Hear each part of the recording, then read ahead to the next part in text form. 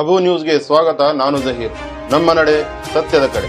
ಬಸವನಗೌಡ ಪಾಟೀಲ್ ಯತ್ನಾಳ್ಗೆ ಕಪ್ಪು ಬಾವುಟ ಪ್ರದರ್ಶನ. ಶಾಸಕ ಯತ್ನಾಳ್ ಕಾರಿಗೆ ಕಪ್ಪು ಬಟ್ಟೆ ಪ್ರದರ್ಶಿಸಿದ ಮುಸ್ಲಿಂ ಯುವಕರು. ಹಿಂದೂ ಯುವಕರು ಮುಸ್ಲಿಂ ಯುವತಿಯರನ್ನು ಮದುವೆಯಾದರೆ 5 ಲಕ್ಷ ರೂಪಾಯಿ ನೀಡುತ್ತೇನೆ ಎಂಬ ವಿವಾದಿತ ಹೇಳಿಕೆಯನ್ನು ಖಂಡಿಸಿ ಇಂದು ಆಲ್ಮೇಲ್ ಪಟ್ಟಣದ ಮುಸ್ಲಿಂ ಸಮುದಾಯದವರು ಶಾಸಕ ಬಸವನಗೌಡ ಪಾಟೀಲ್ ಯತ್ನಾಳ್ಗೆ ಕಪ್ಪು ಬಾವುಟ ಪ್ರದರ್ಶಿಸಿದರು. ನಂತರ ಕಪ್ಪು ಬಾವುಟ ಪ್ರದರ್ಶಿಸಿದ ಯುವಕರನ್ನು ಪೊಲೀಸರು ವಶಕ್ಕೆ ಪಡೆದರು. ಪದೇ ಪದೇ ಬಸವನಗೌಡ ಪಾಟೀಲ್ ಯತ್ನಾಳ್ ನಮ್ಮ ಸಮುದಾಯದ ಬಗ್ಗೆ ಅವಹೇಳನಕಾರಿ ಹೇಳಿಕೆ ನೀಡುತ್ತಿದ್ದಾರೆ ಎಂದು ಮುಸ್ಲಿಂ ಸಮುದಾಯದವರು ತಮ್ಮ ಆಕ್ರೋಶ ಹೊರಹಾಕಿದರು.